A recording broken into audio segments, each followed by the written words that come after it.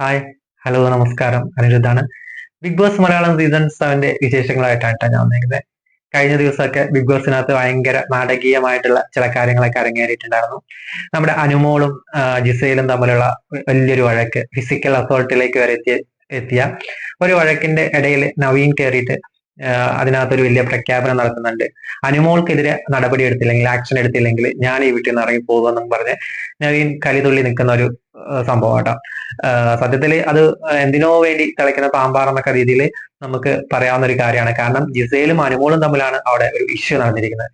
നവീൻ അതിനകത്ത് മറ്റുള്ളവരുടെ പോലെ തന്നെ ഒരു എന്താ പറയാ, ഒരു വലിയ രീതിയിൽ ഇടപെടേണ്ട ഒരാളല്ല. പക്ഷെ നവീൻ ഭയങ്കര രീതിയിൽ അനുമോൾക്കെതിരെ നടപടി എടുത്തില്ലെങ്കിൽ ഞാൻ ഇവിടെ നിന്ന് വോക്കൗട്ട് ചെയ്യും എന്നൊക്കെ രീതിയിൽ ബിഗ് ബോസിനെ വരെ പ്രകോപിപ്പിക്കുന്ന രീതിയിൽ ഉള്ള സംസാരമൊക്കെ നടത്തിയായിരുന്നു.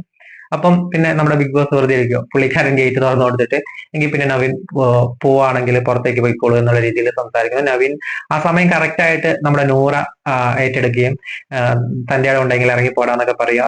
അതുമായിട്ട് ബന്ധപ്പെട്ട് നവീൻ ഇന്നലെ വോക്കൗട്ട് ചെയ്തിട്ടുണ്ടായിരുന്നു കേട്ടോ. അപ്പം ഇന്നത്തെ ദിവസം രാവിലെ തന്നെ ഇന്നലെ നൈറ്റ് മുതൽ തന്നെ അനുമോളുടെ ഒരു കിറ്റ് കാണുന്നില്ല എന്ന് പറഞ്ഞിട്ടുള്ള ഒരു ഇഷ്യൂ ആണ് നടന്നുകൊണ്ടിരിക്കുന്നത്. അനുമോള് ബാത്റൂമിലേക്ക് ഉപയോഗിക്കുന്ന കുറെ അവരുടേതായിട്ടുള്ള കുറെ കാര്യങ്ങളൊക്കെ ഉള്ള ഷാംപൂ അങ്ങനെയുള്ള സാധനങ്ങളൊക്കെ ആയിട്ടുള്ള ഒരു കിറ്റ് കാണുന്നില്ല എന്ന് പറഞ്ഞിട്ട് അനുമോൾ ഇന്നലെ രാത്രി മുതൽ വീട്ടിൽ ഇങ്ങനെ തെരഞ്ഞുകൊണ്ട് നടക്കുകയും കുറെ ആൾക്കാരെ വഴക്ക് പറയുകയും ഒക്കെ ചെയ്തുകൊണ്ടിരിക്കുന്ന ഒരു കാര്യമാണ്. അപ്പം രാവിലെ അതിന്റെ തുടർച്ച എന്നോണം അനുമോള് അതിൽ നിന്ന് വിട്ടിട്ടില്ലായിരുന്നു. രാവിലെ അനുമോള് ആര്യന്റെ അടുത്തൊക്കെ വളരെ ദേഷ്യത്തോടു കൂടി ചോദിക്കുന്നുണ്ട്. ആര്യനും മറ്റുള്ളവരൊന്നും സമ്മതിച്ചു കൊടുക്കുന്നില്ല, ഇങ്ങനെ ഒരു സാധനം എടുത്തതായിട്ടൊന്നും സമ്മതിച്ചു കൊടുക്കുന്നില്ല കേട്ടോ. അപ്പം രാവിലെ തന്നെ ആര്യന്റെ ബ്രഷ് കാണുന്നില്ലെന്ന് പറഞ്ഞ് അനുമോളുടെ അടുത്ത് ചോദിക്കുക. അനുമോളുമായിട്ട് അനുമോളുടെ ഒരു ചെറിയൊരു ഡോളുണ്ട്, ഡോളൊക്കെ എടുത്ത് വലിച്ചെറിയൊക്കെ ചെയ്യുന്ന ഒരു സീനൊക്കെ ഉണ്ടായിരുന്നു കേട്ടോ. ഭയങ്കരമായിട്ടുള്ള ഒരു ഒരാളെ ഒറ്റതിരിഞ്ഞ് ആക്രമിക്കുന്ന അല്ലെങ്കിൽ പരിഹസിക്കുന്ന ഒരുമാതിരി ബുള്ളിയും ഗ്യാങ് ആയിട്ട് മാറുന്നുണ്ട്. അക്ബർ, അപ്പാനി, നമ്മുടെ ആര്യൻ, അങ്ങനെയുള്ള ഒരു മറ്റേ പ്രത്യേകിച്ച് റന ഫാത്തിമ ഒക്കെയുള്ള ഒരു ഗ്രൂപ്പായിട്ട്, ബുള്ളിങ് ഗ്യാങ് ആയിട്ട് മാറുന്നുണ്ട്. ഏത് സമയം അനുമോളിനെ ഒരുമാതിരി തമാശ പറഞ്ഞ അല്ലെങ്കിൽ കളിയാക്കി ഒരാളെ ബുള്ളി ചെയ്തുകൊണ്ട് മുന്നേറിക്കൊണ്ടിരിക്കുകയാണ്. അവരെ സംബന്ധിച്ചിട്ട് അത് വലിയ അവരുടെ ഗെയിമായിട്ടോ അല്ലെങ്കിൽ പുറത്ത് അത് ആൾക്കാർ ആസ്വദിക്കുന്നുണ്ട് എന്നൊക്കെ കരുതിയിട്ടായിരിക്കാം ചിലപ്പോൾ അവർ ചെയ്യുന്നത്. പക്ഷേ ഇങ്ങനെ ചെയ്യുന്നത് അവർക്ക് അല്ലെങ്കിൽ അക്ബറിനും ഗ്യാങ്ങിനൊക്കെ അത് നെഗറ്റീവായിട്ടേ വരുള്ളൂ എന്നുള്ളത് അവര് മനസ്സിലാക്കുന്നില്ല. ഒറ്റ തിരിഞ്ഞിട്ട് ഒരു പാവം ഒരു പെൺകുട്ടീനെ അല്ലെങ്കിൽ ആ വീട്ടില് വലിയ രീതിയിൽ പ്രശ്നങ്ങളൊന്നും ഉണ്ടാക്കാതെ അല്ലെങ്കിൽ അവർക്ക് നേരെ വരുന്ന പ്രശ്നങ്ങൾക്ക് മാത്രമേ അനുമോളാണെങ്കിലും അങ്ങനെ പ്രതികരിച്ച് കണ്ടിട്ടുള്ളത്.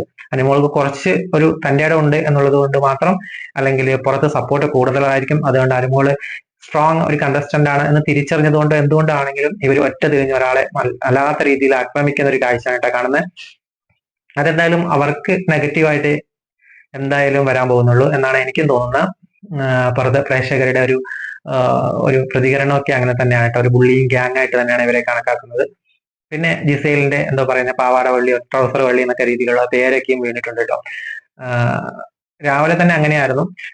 അപ്പം ബിഗ് ബോസ് എല്ലാവരെയും ലിവിംഗ് റൂമിലേക്ക് വിളിച്ചു വരുത്തിയിട്ട് പറയുന്നുണ്ട്, നിങ്ങൾക്ക് ഇന്ന് ഒരു പുതിയൊരു അതിഥി വരുന്നുണ്ട്, അവരെ വരവേൽക്കാനായിട്ടൊരു ഒരു പാട്ട് തയ്യാറാക്കി നിങ്ങൾ ഡോറിന്റെ അവിടെ വെയിറ്റ് ചെയ്യണം എന്നൊക്കെ പറയുമ്പോൾ ഇവര് വെയിറ്റ് ചെയ്യുന്നുണ്ട്. അതിഥി വരുന്നത് നമ്മുടെ സ്പൈക്കുട്ടൻ എന്ന് പറയുന്ന റോബോട്ടാണ് കേട്ടോ. റോബോട്ടാണ് കയറി വരുന്നത്. ഇവർ വേറെ ആരോ വരും എന്നൊക്കെ പ്രതീക്ഷിച്ചിരുന്ന സമയത്ത് റോബോട്ടാണ് കയറി വരുന്നത്. ബിഗ് ബോസ് അനൗൺസ് ചെയ്യുന്നത് നിങ്ങളുടെ വീട്ടിലെ അടുത്ത ബിഗ് ബോസ് വീട്ടിലെ ശുചിത്വം എങ്ങനെയുണ്ടെന്നൊക്കെ പരിശോധിക്കാനായിട്ടാണ് സ്പൈക്കുട്ടൻ വരുന്നത് എന്ന് ബിഗ് ബോസ് പറയുന്നുണ്ട്. അങ്ങനെ ഡോറ് തുറന്നു കൊടുക്കണം എന്ന് പറയുന്നു. ഡോറ് തുറന്നു കൊടുത്ത് സ്പൈക്കുട്ടൻ അവിടെ എല്ലാം പരിശോധിച്ച് കഴിഞ്ഞ് തിരിച്ചു പോകാൻ നേരം കൺഫെക്ഷൻ റൂമിലേക്കാണ് പോകുന്നത്. കൺഫെക്ഷൻ റൂമിലേക്ക് പോകുന്ന സ്പൈക്കുട്ടൻ ഡോറ് തുറന്ന് ഇവര് പുറകെ പോകുന്നുണ്ട്. ബാക്കിയുള്ള കണ്ടസ്റ്റൻസ് എല്ലാം പുറകെ പോയി കൺഫെക്ഷൻ റൂമിനകത്ത് നമ്മുടെ നവീൻ ഇരിപ്പുണ്ടായിരുന്നു കേട്ടോ. നവീൻ തിരിച്ചു വരുന്ന ഒരു കാഴ്ചയാണ് കാണുന്നത്. സത്യം പറഞ്ഞു കഴിഞ്ഞാല് അതില, നൂറ, അനുമോള് ഒക്കെ ഭയങ്കരമായിട്ട് ഒരു ചെറിയ രീതിയിൽ ചമ്മി പോകുന്ന ഒരു അവസ്ഥ ഉണ്ടായിട്ടുണ്ട്. പക്ഷെ അതിന്റെ ആവശ്യമില്ല എന്നുള്ളതാണ് എനിക്ക് പറയാനുള്ളത്. അവരുടെ അഭിപ്രായം അങ്ങനെയൊക്കെ തന്നെയാണ്. കാരണം നാണം കെട്ടി അല്ലെങ്കിൽ ബിഗ് ബോസിനെ വെല്ലുവിളിച്ചിട്ട് ഇറങ്ങിപ്പോയത് അവൻ തന്നെയാണ്, നവീനാണ്. നവീൻ വീണ്ടും തിരിച്ചു വരുന്നതിൽ ഇവര് പറഞ്ഞിട്ടോ അല്ലെങ്കിൽ അനുമോളോ അല്ലെങ്കിൽ ആദിലെ, നൂറോ ഒന്നും പറഞ്ഞിട്ടല്ല നവീൻ പോകുന്നത്. നവീൻ സ്വയമായിട്ടൊരു തീരുമാനം എടുത്ത് ഞാൻ ഇങ്ങനെ ചെയ്തില്ലെങ്കിൽ, അനുമോൾക്കെതിരെ നടപടി എടുത്തില്ലെങ്കിൽ ഞാൻ ഇങ്ങനെ പോകും എന്ന് വെല്ലുവിളിച്ചിട്ട് ഇറങ്ങിപ്പോയ ഒരാളാണ്. അതിൽ അനുമോൾക്കോ അല്ലെങ്കിൽ അതിലേക്കോ നൂറയ്ക്കൊന്നും യാതൊരു പാർട്ടും ഇല്ല എന്ന് വിശ്വസിക്കുന്ന ഒരാളാണ്. ഞാൻ കേട്ടോ. പലർക്കും പല അഭിപ്രായമായിരിക്കും. അതിനകത്തുള്ള ഒരു ഗ്യാങ്ങിന് ഭയങ്കരമായിട്ട് ഇവര് കാരണമാണ് മറ്റേ നവീൻ പോയത് എന്നുള്ളൊരു ഒരു ഒരു പിക്ചർ ഉണ്ടാക്കാൻ അല്ലെങ്കിൽ ഒരു വല്ലാത്ത രീതിയിൽ അടിച്ചേൽപ്പിക്കാനുള്ള ഒരു ആഗ്രഹമുണ്ട്. അത് അവര് പലപ്പോഴായിട്ട് അനുമോളുടെ അടുത്തും അല്ലെങ്കിൽ അതില നൂറേന്റെ അടുത്തൊക്കെ ഇങ്ങനെ പറയുന്നുണ്ട്. നിങ്ങൾ കാരണമാണ് ഇങ്ങനെ ഒരു എന്താ ഒരു തേർഡ് റേറ്റ് ഗെയിമാണ് നിങ്ങൾ കളിച്ചത് എന്നൊക്കെയുള്ള രീതിയിൽ നൂറേന്റെ അടുത്തൊക്കെ അല്ലാത്ത രീതിയിൽ പറയുന്നുണ്ട്. പക്ഷെ അവര് അതൊന്നും വിട്ടുകൊടുക്കുന്ന ഒരു ടൈപ്പ് ആൾക്കാരല്ല കേട്ടോ. അതായത് ഇവർക്ക് ശരിക്കും പറഞ്ഞു കഴിഞ്ഞാല് അതിലായാലും നൂറയാണെങ്കിലും വീട്ടിൽ അല്ലെങ്കിൽ സ്വന്തം വീട്ടിലും നാട്ടിലും ഒക്കെ അത്യാവശ്യം നല്ല രീതിയിൽ പൊരുതി വന്നിട്ടുള്ള രണ്ട് ആൾക്കാരാണ്. സമൂഹത്തിൽ തന്നെ ഒട്ടും അക്സെപ്റ്റ് ചെയ്യാത്ത ഒരു റിലേഷൻഷിപ്പ്, നമ്മുടെ എങ്ങനെ ഒരു നാട്ടിൻപുറത്തൊക്കെ ഒട്ടും അക്സെപ്റ്റ് ചെയ്യാത്ത ഒരു റിലേഷൻഷിപ്പാണ് ഈ പറയുന്ന ലെസ്ബിയൻസ് റിലേഷൻഷിപ്പ് എന്നൊക്കെ പറയുന്നത്. അങ്ങനെ ഒരു റിലേഷൻഷിപ്പിലൂടെ നാട്ടിലെ വീട്ടിൽ ഫൈറ്റ് ചെയ്ത് കുടുംബക്കാരെ കൊണ്ട് ഫൈറ്റ് ചെയ്ത് നാട്ടിലും കോടതിയിൽ വരെ പോയി അവരുടേതായിട്ടുള്ള ഒരു ലൈഫ് തെരഞ്ഞെടുത്ത ആൾക്കാരാണ്.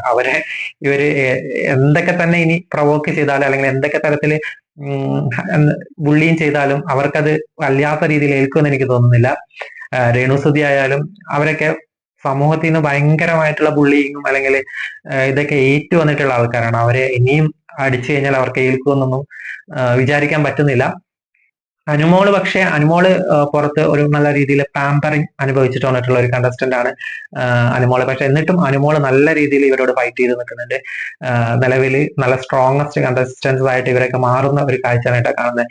അപ്പാനിയും അക്ബറും ഇവരൊരു വലിയൊരു ഗ്രൂപ്പായിട്ട് നിന്നിട്ട് മറ്റുള്ള ഒരു ഒന്ന് രണ്ടുപേരെ ഒറ്റ തിരിഞ്ഞ് ആക്രമിക്കുമ്പോൾ ശരിക്കും ഒറ്റ തിരിഞ്ഞ് നിൽക്കുന്നവർക്കാണ് ശക്തി കൂടുന്നത് എന്നുള്ളത് ഇവന്മാരെ മനസ്സിലാക്കുന്നില്ല. അങ്ങനെ നവീൻ വന്നതിന് ശേഷം വന്നതും ആദ്യം തന്നെ ആദിലെ നൂറേനൊക്കെ ഹഗ് ചെയ്യുന്നുണ്ട്, അനുമോളെ ഹഗ് ചെയ്യുന്നുണ്ട്.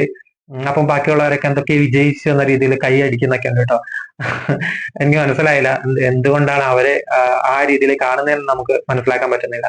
അവര് കാരണം അല്ലെങ്കിൽ അവര് പറഞ്ഞു വിട്ട് എന്തോ യുദ്ധം ജയിച്ച രീതിയിലൊക്കെയാണ് ഇവര് പെരുമാറിക്കൊണ്ടിരിക്കുന്നത്. അവർക്ക് എന്തോ ജയിച്ചതുപോലെ.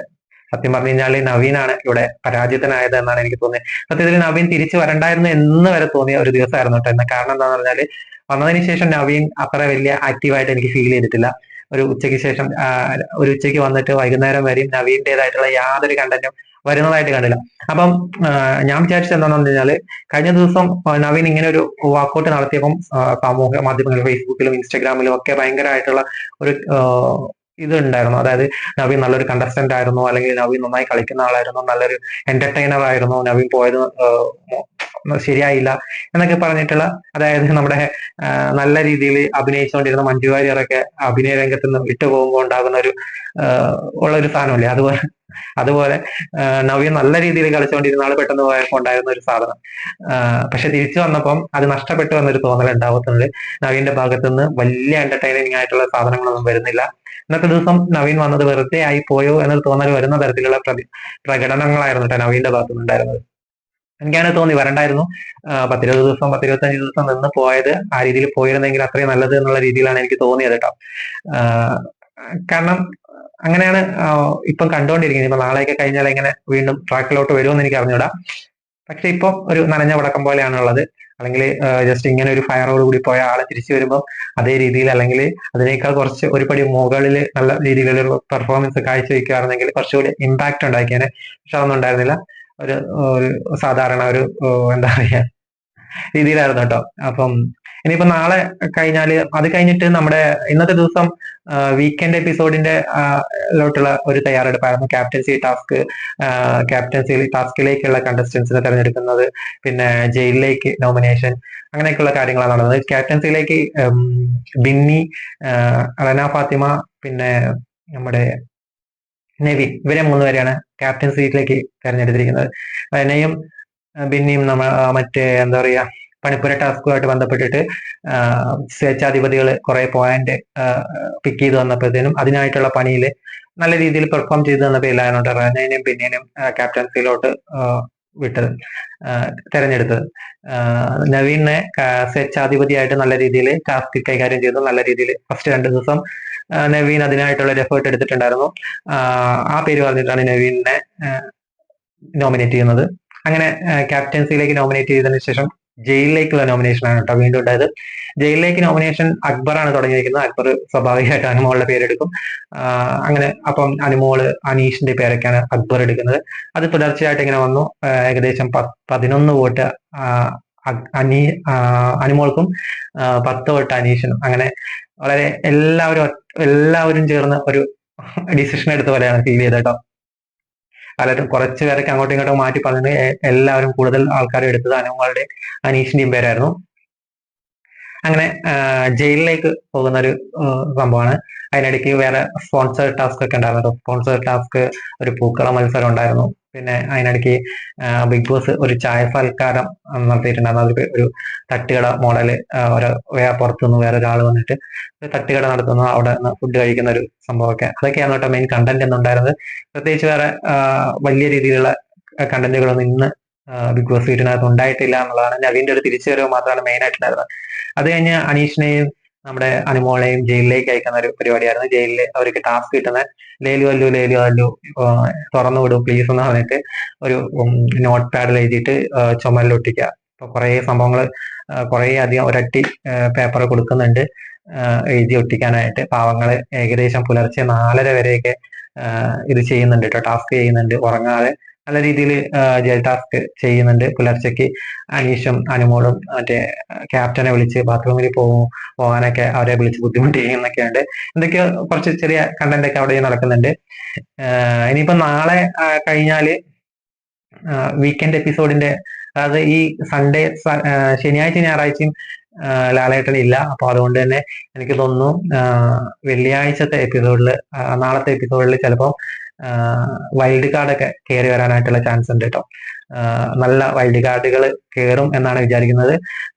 പുറത്തുള്ള കാര്യങ്ങളൊക്കെ കുറച്ചുകൂടി അറിയുന്ന, അല്ലെങ്കിൽ ഗെയിം പഠിച്ച് കയറുന്ന ആൾക്കാരാണ്. അപ്പൊ അതുകൊണ്ട് തന്നെ നല്ല രീതിയിൽ വീണ്ടും അനുമോളുടെ മെക്കിട്ട് കയറാതെ, അനീഷിന്റെ മെക്കിട്ട് കയറാതെ ശരിക്കും വില്ലന്മാരായിട്ടുള്ള അവന്മാരെ പൊരിക്കാൻ പറ്റിയ നല്ല കണ്ടസ്റ്റൻസ് കയറട്ടെ എന്ന് മാത്രം വിചാരിച്ചുകൊണ്ട് ഇന്നത്തെ വിശേഷങ്ങൾ പറഞ്ഞ് നിർത്തുന്നു. നാളത്തെ വിശേഷങ്ങളായിട്ട് നാളെ വരാം. Signing off. Bye.